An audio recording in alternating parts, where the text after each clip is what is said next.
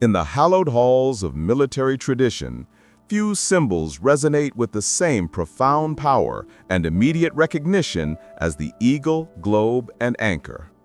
This is more than a mere insignia.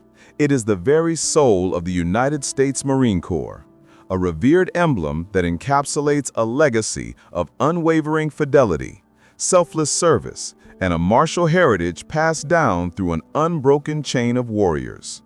For generations of Marines, this iconic device has served as a constant reminder of their solemn oath and their place within a brotherhood forged in the crucible of conflict. It is a symbol worn with immense pride, earned through sacrifice, and respected by allies and adversaries alike across the globe.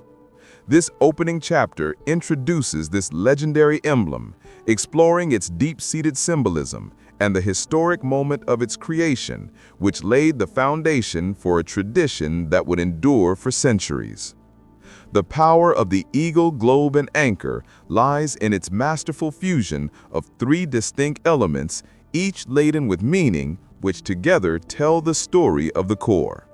The eagle, with its wings outstretched in a posture of vigilant guardianship, represents the proud and sovereign nation the Marines swear to defend, the United States of America. It is a symbol of freedom, strength, and national resolve. Resting beneath the eagle is the globe, which signifies the worldwide reach and global presence of the Marine Corps.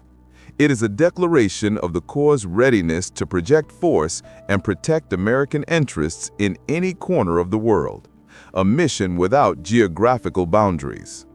The final element, the fouled anchor, speaks to the Corps' naval heritage and its intrinsic connection to the sea. It is a powerful nod to the amphibious nature of the Marines, representing their unique capability to embark from naval vessels and establish a foothold on any shore, thus projecting power from sea to land. Together, these components form a trinity of purpose, a visual creed that every Marine carries with them.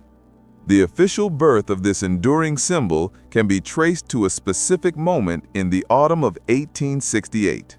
As a November fog crept through the streets of Washington, D.C., a decision of monumental importance was being finalized within the office of the 7th Commandant of the Marine Corps, Brigadier General Jacob Zeilin.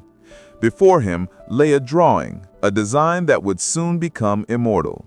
A silver eagle, wings spread wide, perched atop a golden hemisphere that was itself entwined by a naval anchor. With the stroke of his pen, General Zeilin prepared to sign the document that would formally adopt this design. On November 19, 1868, the order was made official, and the eagle, globe, and anchor was formally designated as the emblem of the United States Marine Corps. In that quiet office, an act of administrative approval became a defining moment, giving the Corps a unifying symbol that would become its heart for all time. What makes the emblem's creation even more remarkable is its almost prophetic vision.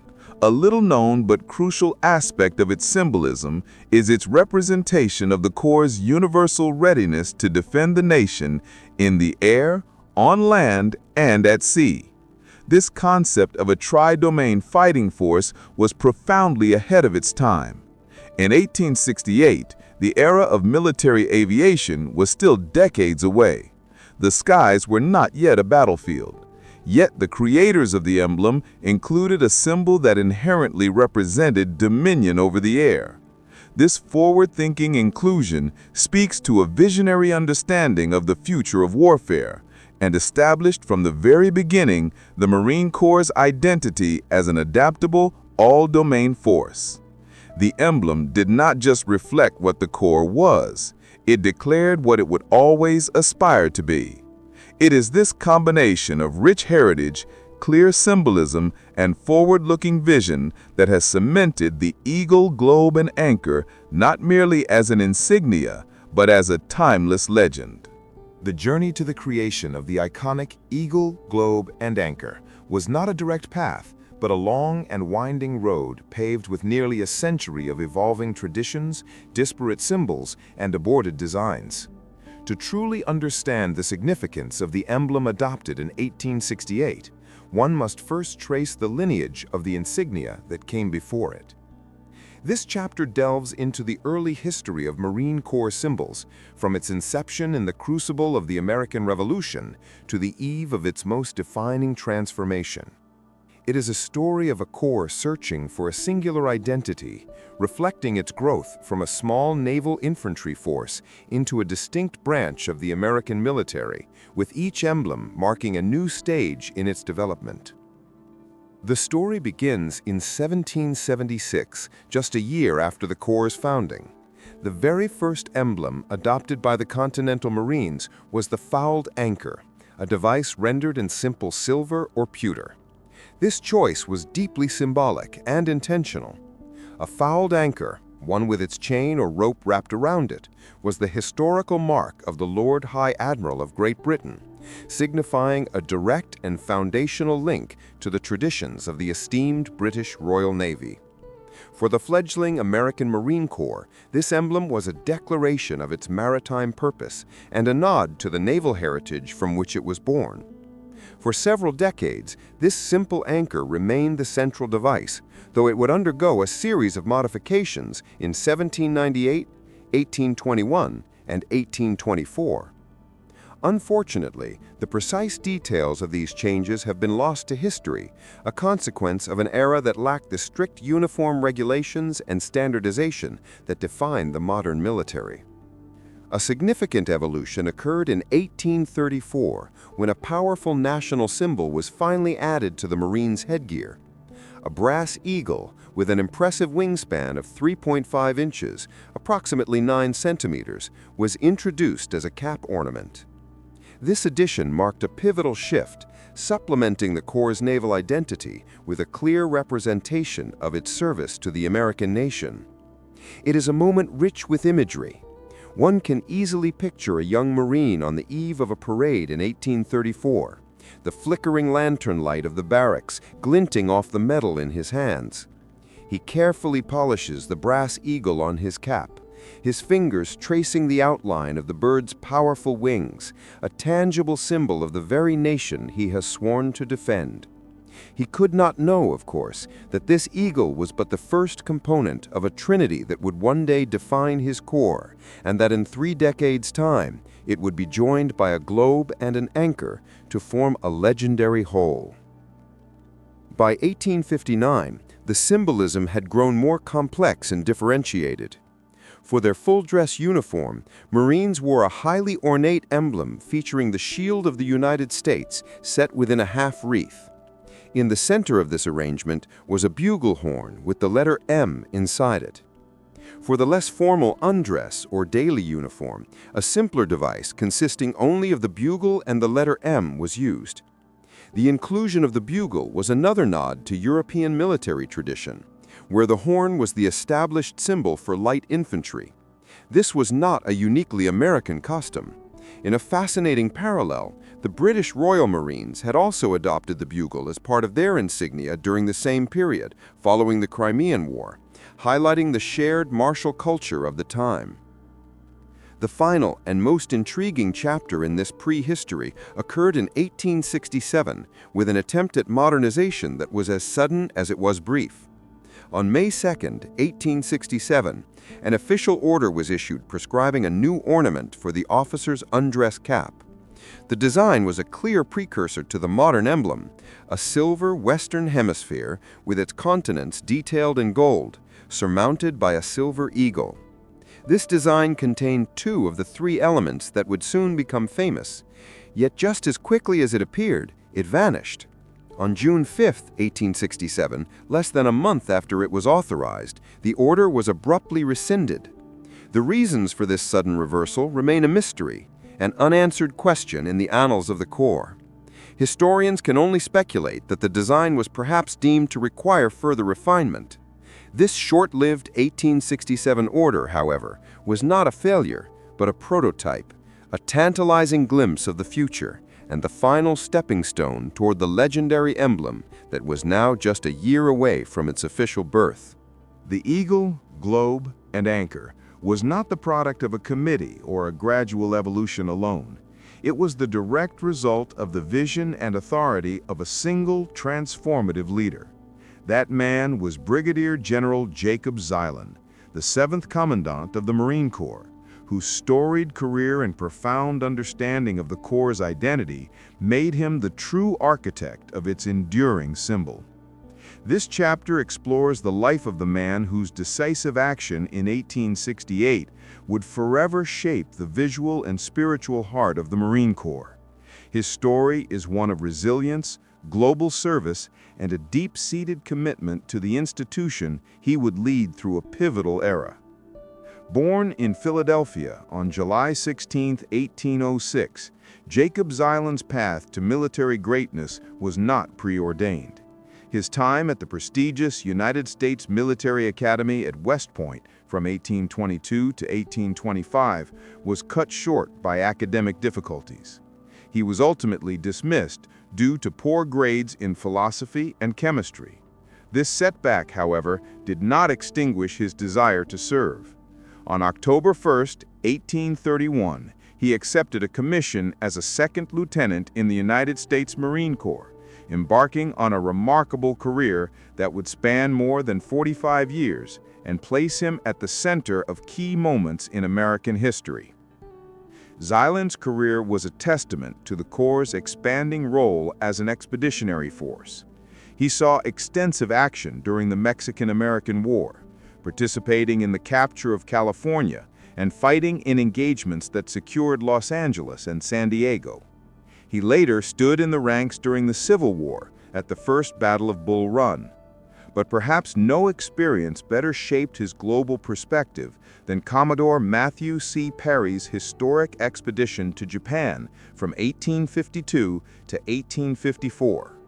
Commanding a battalion of 150 Marines, Zeilin was the second American to step ashore at Yokohama on July 14, 1853. The impeccable discipline, bearing, and appearance of his Marines left a lasting impression on their Japanese hosts, who memorialized the formidable American warriors in numerous paintings and drawings. This experience underscored the role of Marines as representatives of the nation on foreign shores. His distinguished service culminated on June 10, 1864, when he was appointed Colonel Commandant of the Marine Corps. In the aftermath of the Civil War, Zeilin's leadership was tested not only on the battlefield, but in the political arenas of Washington, D.C. He successfully and vigorously defended the independence of the Marine Corps against critics who called for its dissolution or absorption into the U.S. Army, securing its future as a distinct service branch. His stature grew further on March 2, 1867, when he achieved a historic milestone, becoming the first officer in the history of the Corps to be promoted to the rank of Brigadier General Commandant. It was in this capacity that Zeilin took the decisive step that would define his legacy. One can imagine him standing at his office window, watching Marines on the parade ground below. In his mind, the sun-baked sands of California, the disciplined landing on the shores of Japan, and the smoke-filled fields of Bull Run would have been vivid memories. He knew with the certainty of a commander who had led men across the globe that the Corps needed a single, powerful symbol to unite every Marine under one banner. On November 12, 1868, just 2 days after the Corps' 96th anniversary, he appointed a board of officers with a clear and urgent mission: to decide upon a new ornament for the service cap. While Zeilin was the driving force behind its adoption, the identity of the emblem's actual designer remains one of the Corps' enduring mysteries. An intriguing theory persists that the father of William Reed, Zeilin's adjutant, may have proposed a design. However, this claim is specifically linked to the short-lived and ultimately rescinded emblem of 1867, not the final and celebrated version approved in 1868.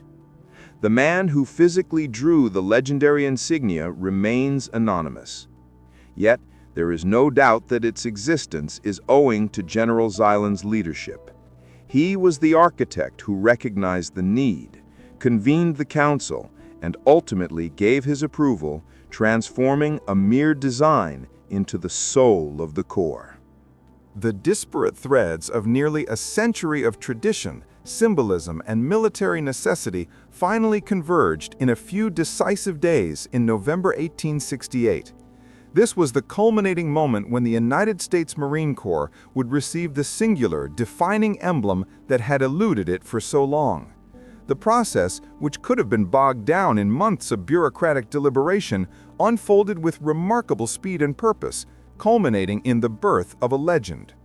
This chapter chronicles the swift and historic events that officially brought the Eagle, Globe, and Anchor into existence. The sequence of events began on November 12, 1868. Fresh from celebrating the Corps' 93rd anniversary, Commandant Brigadier General Jacob Zeilin formally appointed a board of officers. Their mandate was clear and direct: to decide upon and report on the various devices for the caps of the Marine Corps. The urgency of the task was palpable. In a stunning display of efficiency, the board presented its full report and recommendations the very next day, on November 13.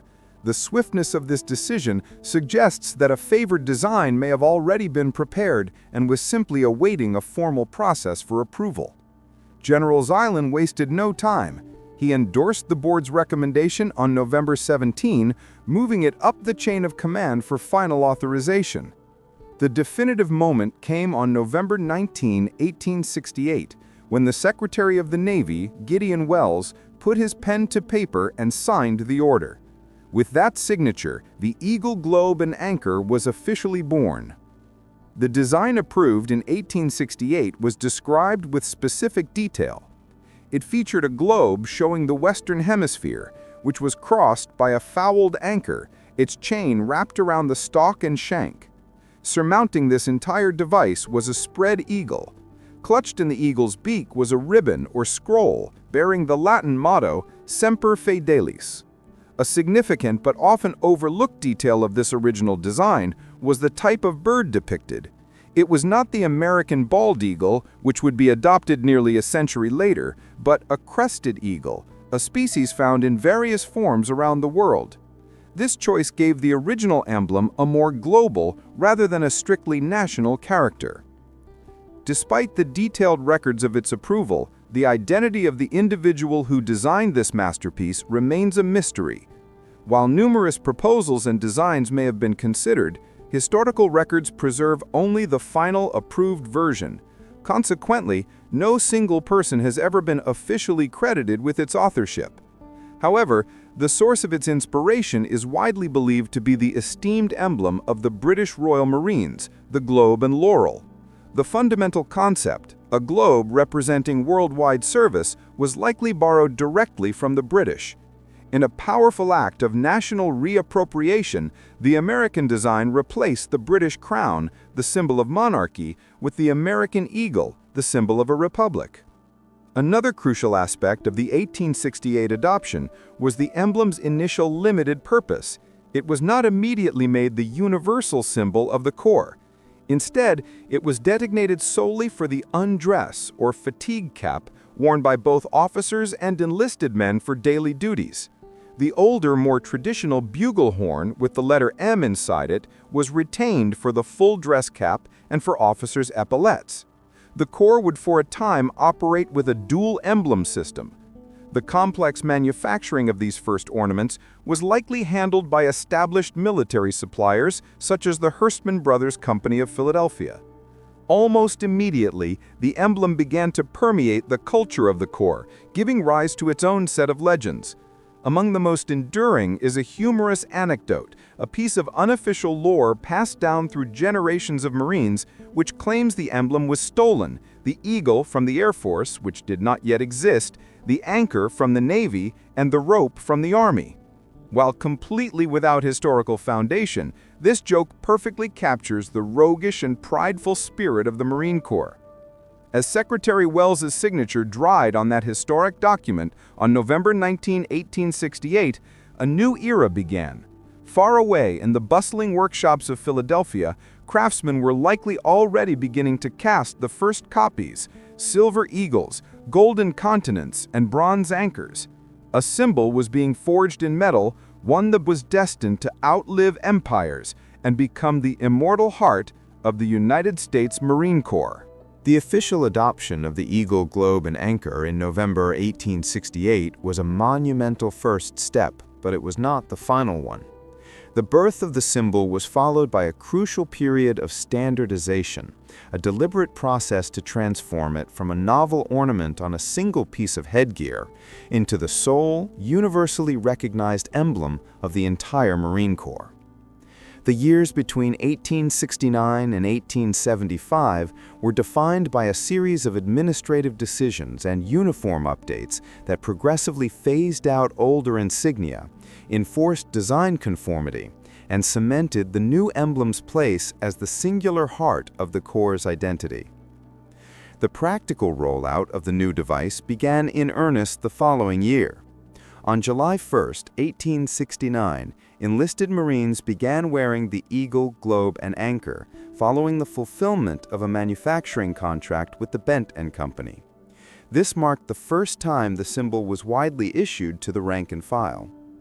However, a far more significant step toward standardization occurred later that year.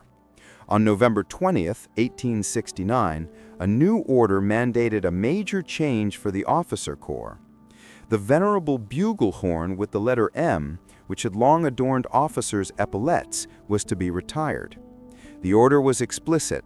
By direction of the Navy Department, the silver horn, now worn by officers of the Marine Corps on the epaulette, will be superseded by an ornament of the same design as is now worn by officers on the undress cap. The eagle, globe, and anchor had officially moved from the cap to the shoulder, replacing a piece of the Corps' old identity.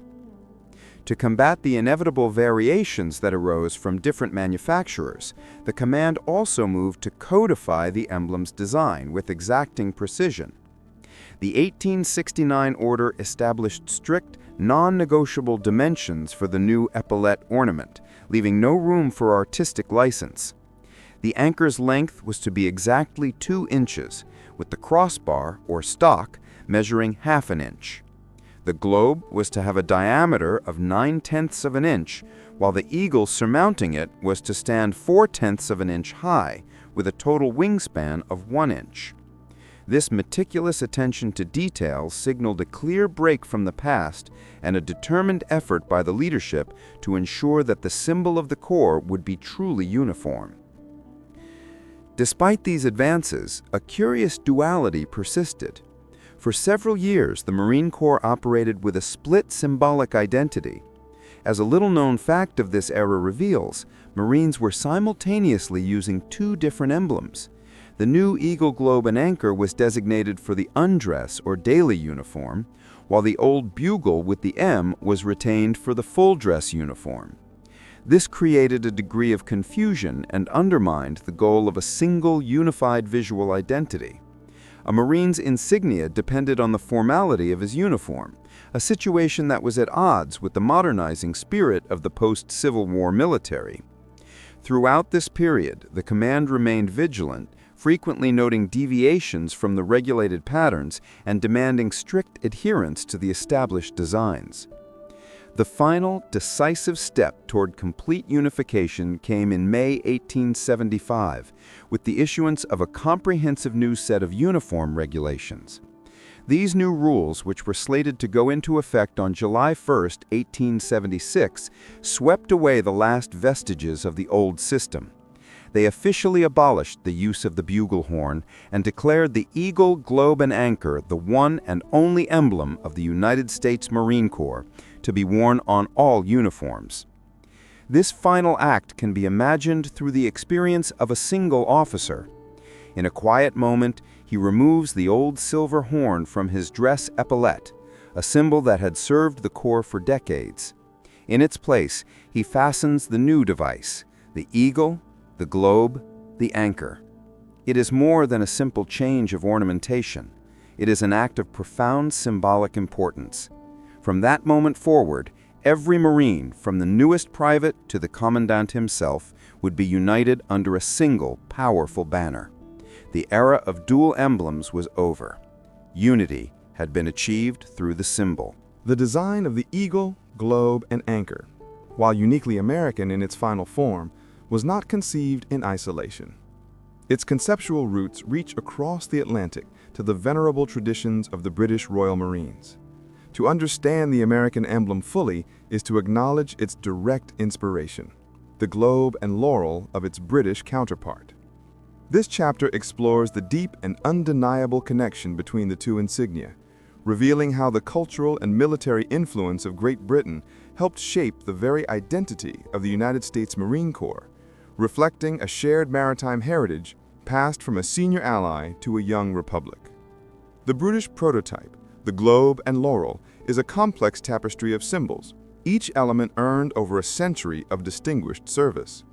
The story of its components begins in 1747 with the introduction of the fouled anchor. Just as in early American tradition, this device, the personal sign of the Lord High Admiral, was used to signify the Corps' fundamental identity as a naval force, intrinsically part of the Royal Navy. More than a decade later, in a testament to their battlefield prowess, the Corps was awarded the laurel wreath in recognition of their gallantry during the battle and capture of Belle Isle in 1761. In a further mark of high favor, King George III bestowed the title Royal upon the Corps on April 29, 1802, an honor forever symbolized by the inclusion of the lion and crown in their insignia. The most significant element, the globe itself, was added in 1827 in a truly remarkable fashion. By then, the Royal Marines had accumulated so many battle honors across the world that King George IV decreed it was simply too difficult to choose which ones to display on their colors. Instead, he ordered that the Corps should bear the great globe itself as its emblem, encircled by the laurel wreath, to represent their service in every quarter of the world. The new colors bearing this device were presented to the major divisions of the Corps by the Duke of Clarence, the future King William IV. This history created a powerful and layered symbol: the anchor for naval heritage, the laurels for valor, the crown for royal service, and the globe for worldwide reach. When American designers sought inspiration in 1868, they looked to this established and respected tradition. The borrowing was selective but profound. The foundational concepts of the globe and the fouled anchor were adopted, carrying with them the inherent meanings of global service and naval power. The influence extended even to the motto. For a time, American Marines unofficially used an English translation, by sea and by land, of the Royal Marines' own Latin motto, per mare per terram. However, this was not an act of simple imitation. It was an act of adaptation, most powerfully demonstrated in a single, critical substitution. The American design deliberately replaced the British crown, the symbol of monarchy and empire, with the American eagle, the proud emblem of a sovereign republic. This was a conscious declaration of a new, distinctly American identity, even while acknowledging its roots in a shared military tradition. The interpretation is clear. The adoption of British symbolism was no accident. It was a reflection of common maritime traditions and a lineage of martial discipline passed from an older, established power to a young and ambitious nation. One can picture the parallel histories. London, 1761, as the King's Marines returned from Belle Isle to be granted the laurels of glory. Then, over a century later, Philadelphia, 1868, as American Marines received their own globe, a symbol of global service granted not by a king, but by their own republic. It was two nations forged from one tradition. While the eagle, globe, and anchor gave the Marine Corps its visual soul, it still needed a verbal creed, a motto that could encapsulate its core values in just a few powerful words. The story of Semper Fidelis, always faithful, is the story of finding that perfect expression of loyalty. This chapter traces the adoption of the Corps' celebrated motto, exploring its meaning and its journey from a formal Latin phrase to the deeply personal greeting that binds generations of Marines together in a unique and unbreakable brotherhood. Before Semper Fidelis was officially adopted, the Corps had a history of using several unofficial mottos, each reflecting a different aspect of its evolving identity. The earliest of these was Fortitudine, with fortitude, a simple and stoic phrase used prior to the War of 1812. Later, reflecting the Corps' shared heritage with its British counterparts, Per mare per terram, by sea, by land, was unofficially adopted. Other mottos grew directly from the Corps' battlefield exploits, beginning with To the Shores of Tripoli, which later famously expanded to become From the Halls of Montezuma to the Shores of Tripoli, a stirring line that would eventually find its home in the Marines' hymn. While these phrases capture the spirit of the Corps, none were formally designated as its official, unifying motto. The definitive moment of adoption came in 1883, under the leadership of the 8th Commandant, Colonel Charles Macaulay. It was he who officially selected and instituted Semper Fidelis as the motto of the United States Marine Corps. The Latin phrase meaning always faithful was a perfect encapsulation of the values of loyalty, allegiance, and unwavering devotion that were expected to define every Marine. It symbolized an unbreakable commitment, a promise to remain faithful to the Corps, to the nation, and most importantly, to one another. Curiously, Colonel Macaulay left behind no official documentation explaining his specific motivations for this choice, but the motto's profound appropriateness speaks for itself. He had given the Corps a timeless creed. In a fascinating and little-known twist of history, the motto's appearance on the emblem predated its official adoption by 15 years. The original 1868 design of the eagle, globe, and anchor already featured a scroll clutched in the eagle's beak, inscribed with the words Semper Fidelis. For more than a decade, the phrase was part of the Corps' primary symbol, a silent promise waiting to be given voice.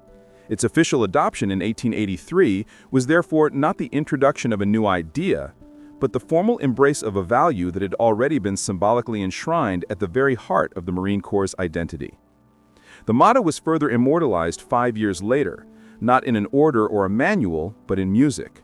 In 1888, the legendary composer and conductor of the U.S. Marine Band, John Philip Sousa, composed what would become the official march of the Marine Corps. He titled it, fittingly, Semper Fidelis. The powerful and stirring composition gave the motto a voice, transforming it from words on a page into a thunderous anthem of pride and esprit de corps. One can almost hear the sounds of that era, an orchestra filling the air with the triumphant notes of Sousa's new march as Marines stand tall, their posture reflecting the weight and honor of their new creed. For them, Semper Fidelis was no longer just a motto, it was a sacred oath set to music. Over time, the formal Latin phrase has evolved into something more personal. Marines shortened it to the familiar and affectionate Semper Fi, a greeting that serves as a powerful sign of recognition and a reaffirmation of a shared bond. It is used by Marines both during their service and long after they have left the active ranks, a constant reminder of their lifelong connection. The simple phrase perfectly embodies the cultural belief that once a Marine, always a Marine, a testament to a perpetual commitment to the brotherhood captured forever in 2 simple Latin words. For nearly a century, the eagle, globe, and anchor, created under General Zeilin, had remained the steadfast symbol of the Marine Corps, an emblem of remarkable stability. But in the mid-20th century, it underwent its first and only major revision, a deliberate and meaningful modernization that would cement its identity as a uniquely American icon. This chapter details the pivotal changes of 1954 to 1955, which saw the adoption of an official seal for the Corps and the symbolic replacement of its global eagle with the proud American bald eagle. The driving force behind this historic update was the 20th Commandant, General Lemuel C. Shepard, Jr. A decorated and visionary leader, Shepard's life was a testament to the Corps he led. Born in 1896, his career spanned the defining conflicts of the modern era. He fought in the trenches of World War I, commanded Marines on the beaches of Guadalcanal, Cape Gloucester, and Guam in World War II, and led forces during the daring Incheon landing and the brutal Chosin Reservoir campaign in the Korean War. His stature was such that he became the first Marine commandant to serve as a full member of the Joint Chiefs of Staff, giving the Corps a voice at the highest level of military command. It was from this position of authority, and with a deep reverence for the Corps' history, that he initiated the request for an official, standardized seal. The effort culminated on June 22, 1954, in the Oval Office of the White House.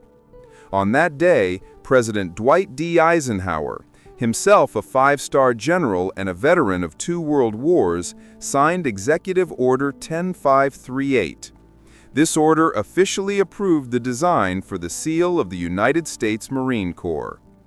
This was a moment of profound historical significance. In a little-known fact, this was the first time in the 178-year history of the Corps that it had been granted a single, official, and standard seal to represent the entire institution. The design work for this prestigious seal was carried out by the heraldic branch of the U.S. Army's Quartermaster Department, the agency tasked by the Department of Defense with overseeing all official heraldry for the armed forces. The new seal featured the traditional emblem at its heart, but with one crucial alteration. The crested eagle, a species found across the world, was replaced by the American bald eagle. This was no mere aesthetic tweak, it was a powerful symbolic statement. The Commandant and the President understood that while the Corps' service was global, its character was fundamentally national. The bald eagle, a species found exclusively in North America and the national bird of the United States, was the perfect representation of the Marine Corps' unwavering allegiance to its country. The seal itself was described in meticulous detail. At its center was the revised emblem in bronze, the American bald eagle, wings spread, perched atop the Western Hemisphere, holding the Semper Fidelis scroll in its beak, with the globe superimposed over a fouled anchor. This device was set against a scarlet background, which in turn was encircled by a dark blue band. The band, edged with a gold rope border, bore the inscription Department of the Navy, United States Marine Corps in gold lettering. Following the approval of the seal in 1954, the emblem at its center was formally adopted in 1955 as the official emblem of the Marine Corps, replacing all previous versions. One can vividly imagine the scene on that June day in 1954. President Eisenhower, a man who intimately understood the sacrifices of the military, looks across his desk at General Shepard, a warrior who had led Marines through the Corps' toughest battles. "Your Corps has earned its seal," the President might have said as he signed the order. In that moment, the old crested eagle, a symbol of a bygone era, finally gave way to the bald eagle, the unmistakable and eternal symbol of America. While the modern eagle, globe, and anchor is a model of standardization, its history is a fascinating story of variation and inconsistency. For more than 70 years, from its adoption in 1868 until the eve of World War II, a surprising degree of diversity existed in the emblem's design. This chapter explores the wide array of unofficial versions that emerged during this period, the colorful nicknames they earned from the Marines who wore them, and the reasons behind this remarkable lack of uniformity. The primary cause for this variability was a decentralized and unregulated manufacturing process. Unlike today, there was no single authoritative pattern enforced upon all suppliers. Different companies produced the ornaments, each with their own dyes and artistic interpretations, leading to a wide spectrum of designs. This was especially true for the officer corps, who were often permitted to privately purchase their own insignia from jewelers. These custom, high-quality pieces could differ significantly from the standard-issue emblems given to enlisted men. As a result, the enlisted ranks wore whatever the quartermaster had in stock, while officers displayed a more refined and often stylistically different version of the Corps' symbol. This era of creative freedom gave rise to a number of distinct patterns, which Marines quickly christened with unofficial but enduring nicknames. One of the most famous variants, prevalent around the World War I era, featured an eagle with a particularly portly and robust body, earning it the affectionate and slightly irreverent moniker Fat Turkey. Another well-known version was the French bird, distinguished by its unique and stylized depiction of the eagle. Later, in 1925, a new pattern appeared, characterized by the downward curve of the eagle's wings. This version became known as the droop-wing eagle and remained in use for about a decade, though old salts could be seen wearing it long after it was officially superseded. The differences between officer and enlisted emblems went beyond general style to specific identifiable details. The earliest officer insignia were crafted to exceptionally high standards, specified as a frosted silver hemisphere, North and South America in gold plate, surmounted by a spread eagle carved from solid silver and firmly fixed by means of a silver pin soldered on the inner side of the hemisphere. On a more practical level, the two versions could often be distinguished by the level of detail in the rope coiled around the anchor, and curiously, by the absence of the island of Cuba on some officer ornaments. Even the globe itself was a source of inconsistency, with the presence or absence of latitude and longitude lines varying from one manufacturer to another. A little-known fact from this period is that the emblem's evolution is, as a result, far more difficult to trace than that of other pieces of military equipment, such as the Marine Corps' service rifle. The sheer number of manufacturing variations makes creating a definitive timeline a significant historical challenge.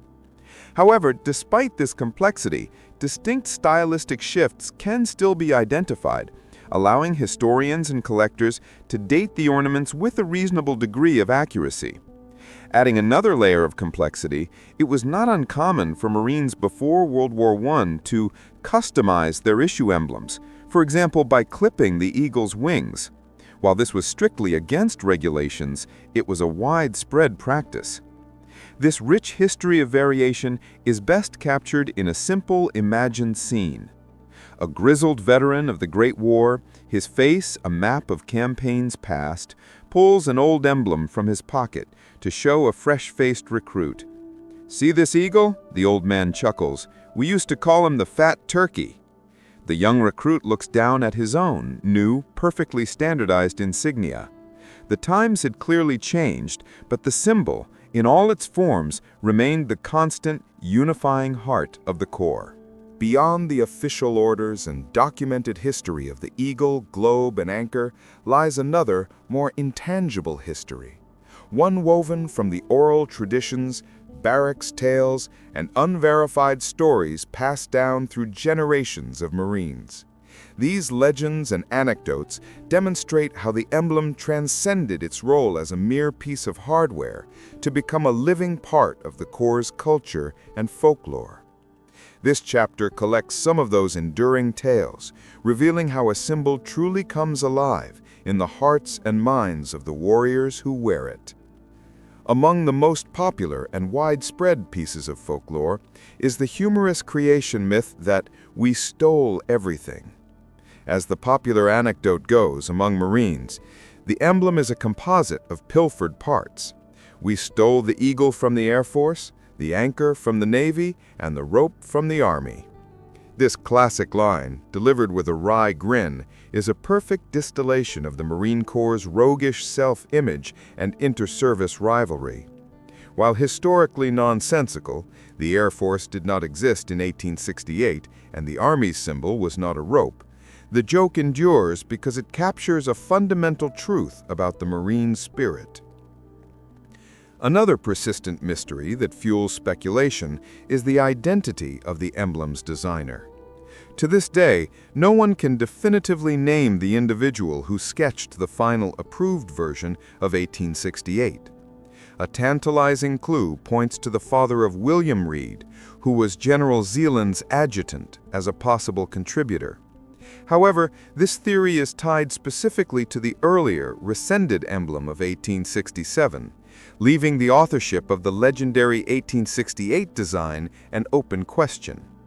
This historical vacuum has allowed a certain mystique to envelop the emblem's creation, making it feel less like a product of bureaucracy and more like an object of destined origin. Further adding to the lore is the remarkable speed with which the emblem was approved. The Board of Officers convened by General Zeilin on November 12, 1868, delivered its final recommendations the very next day. This incredible one-day turnaround has led to enduring questions and a touch of legend. Was the design already prepared and waiting for a rubber stamp? Was there a consensus so powerful that no debate was needed? The swiftness of the decision suggests a preordained outcome, adding a layer of intrigue to the official narrative. The emblem's meaning is often amplified in the crucible of combat, where it has frequently taken on the role of a talisman. During major conflicts like the Korean War, the moment of receiving the emblem became a deeply personal ceremony. For a Marine facing the hardships of battle, the small metal device was more than just a uniform requirement. It became a tangible link to the brotherhood, a source of strength, and a personal charm against the chaos of war. Ultimately, the legends surrounding the eagle, globe, and anchor do not diminish its value, they enhance it. They are a testament to how deeply the symbol is embedded in the Corps' psyche.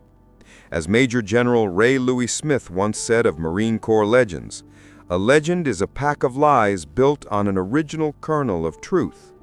Many of the stories about the emblem follow this principle. They may not all be factually accurate, but they speak to a greater truth about the pride, identity, and enduring spirit of the Corps. The scene is timeless. A late night in the barracks, a senior sergeant holding a rapt audience of young recruits. "You want to know where the emblem really came from?" he begins with a knowing smirk. The recruits lean in, ready to absorb the lore. The sergeant knows half his stories are embellished, but that isn't the point. It is the legends, as much as the history, that bind the generations together. The true meaning of the eagle, globe, and anchor is not found in regulations or on parade grounds. It is forged in the crucible of combat. On the battlefield, the emblem transforms from a piece of polished metal into a profound symbol of identity, a source of strength, and a tangible link to the generations of warriors who came before. This chapter follows the emblem's journey through the major conflicts of the 20th and 21st centuries, exploring its role as a constant companion to Marines in the face of adversity. Its journey as a battlefield companion began surprisingly early. The emblem, adopted just 3 years prior, accompanied Marines on their very first expedition to Korea in 1871. Decades later, Marines returned to a divided Korea for a far larger and more brutal conflict from 1950 to 1953. It was here that General Lemuel C. Shepard, Jr., the future modernizer of the emblem, commanded forces during the pivotal Incheon landing and the desperate evacuation from Hongnam. The emblem's power to sustain a warrior is perhaps best captured in the brutal cold of the Chosin Reservoir in December 1950. A Marine, his breath freezing in the bitter air, glances down at the emblem affixed to his helmet. The eagle, globe, and anchor serve as a stark reminder of who he is and the brotherhood to which he belongs, even in the hell of a frozen war. In that moment of extreme hardship, the symbol gives strength. During the Second World War, the emblem was a constant presence across every theater, though not yet a constant design. Marines storming the beaches of the Pacific and fighting in the fields of Europe wore the various patterns of the pre-standardization era, from the stout, fat turkey to the distinctive droop-wing eagle. By the time Marines deployed to the jungles and rice paddies of Vietnam, the emblem had undergone its final transformation. Following the 1955 modernization, every Marine in that conflict wore the same, standardized eagle, globe, and anchor, creating a powerful and unified visual identity in a divisive war. This tradition of carrying the emblem into harm's way has continued unbroken into the modern era, from the deserts of Iraq to the mountains of Afghanistan, where it remains a potent reminder of the Corps' enduring legacy. The emblem's connection to the warrior begins long before the first battle. It is formally bestowed upon recruits in a solemn ceremony that marks the culmination of their arduous basic training. This moment signifies their transformation from civilian to Marine. The emblem they receive represents those intangible values that cannot be issued: pride, honor, integrity, and the ability to continue the traditions of generations of warriors past. This symbolic importance is reflected in its ubiquitous presence, a little-known fact being just how pervasively the Corps has applied its mark.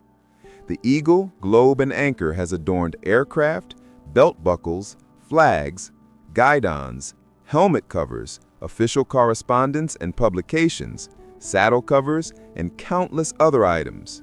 It saturates the visual landscape of the Marine Corps.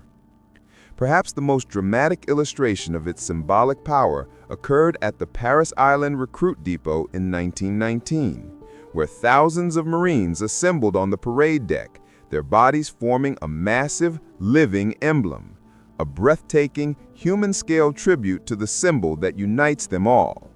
In the 21st century, the eagle, globe, and anchor stands as a symbol of remarkable stability and enduring power.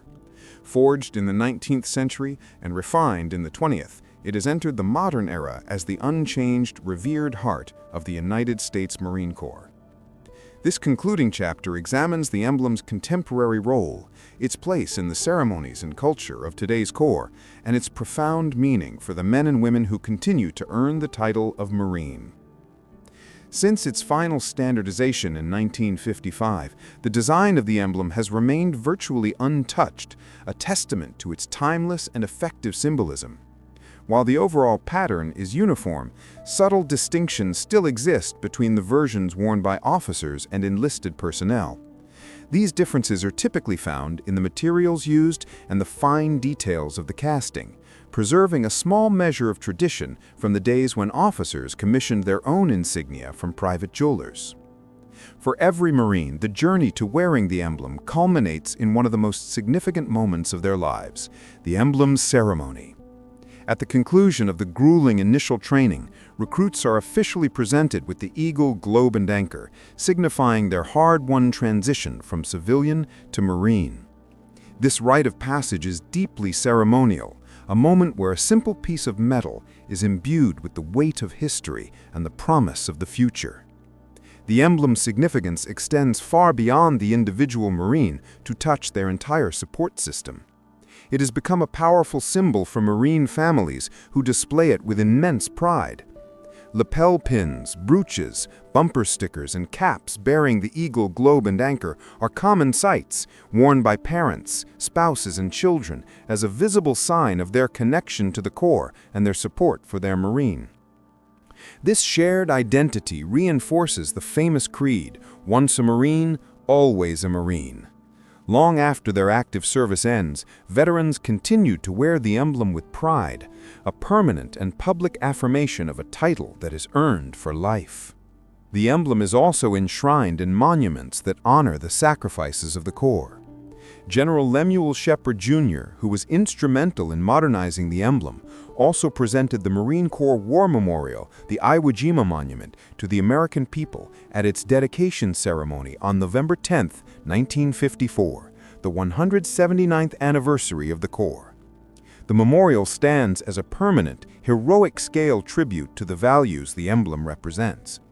In a testament to its powerful design, the eagle, globe, and anchor has also had an international impact, influencing the insignia of other Marine forces around the world, including the Royal Thai Marine Corps.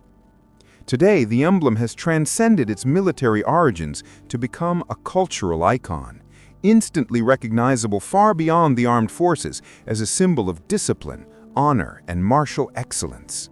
But for Marines, its meaning is far more profound. A little-known fact is that the emblem is not merely seen as a symbol of service, it represents the sacred link between the past, present, and future of the Marine Corps. It embodies the promise of every Marine to uphold the legacy of those who came before and to win the nation's battles today and tomorrow. This enduring tradition can be seen at Quantico in the year 2025. A drill instructor carefully fastens the eagle, globe, and anchor to the collar of a newly minted Marine. "This isn't just metal," he says, his voice low and firm. "It's 15 years of history. It's every Marine who came before you and everyone who will come after. Wear it with honor." The young Marine stands taller, his back straight. He is now part of something much larger than himself, a link in an unbreakable chain, symbolized by the device he will now carry for the rest of his life. For 157 years, through the crucible of conflict and the quiet of peacetime, the eagle, globe, and anchor has remained the immutable soul of the United States Marine Corps. While the details of its design, its size, and its color have shifted over time, the fundamental concept born in 1868 has never wavered. From the first small expedition to Korea in 1871 to the sprawling modern-day operations in Iraq and Afghanistan, this single emblem has been the constant companion of every Marine. The enduring legacy of Brigadier General Jacob Zeilin was not a battle won, but a symbol created. His decision to establish a single unifying emblem for the Corps proved to be one of the most profound and lasting contributions in its history, giving it a visual identity that would become synonymous with honor and courage around the world. The emblem he approved encapsulates the unique tri-phase mission of the Corps, a readiness to fight in the air, on land, and at sea. This concept of universal capability, visionary in the 19th century, remains the central pillar of the Marine Corps' identity today. More than a piece of military hardware, the emblem is a bridge across time. It is the sacred thread that connects Marines of all epochs, from the veterans of the First World War to the warriors of the present day. It serves as a tangible link between generations, a shared mark of a brotherhood that transcends life itself. As long as there is a United States Marine Corps, the eagle, globe, and anchor will remain its heart and its spirit. It is, as one Marine aptly stated, the embodiment of what we stand for, our past and our future. Somewhere tonight, on the deck of an aircraft carrier far out at sea, a young Marine looks up at the stars. On his chest is the eagle, the globe, and the anchor, the very same symbol worn by his great-grandfather in Korea, his grandfather in Vietnam, and his father in Iraq. The world changes, conflicts evolve, and the face of warfare is transformed by technology. But the symbol and the solemn promise it represents remain constant. Semper Fidelis, always faithful.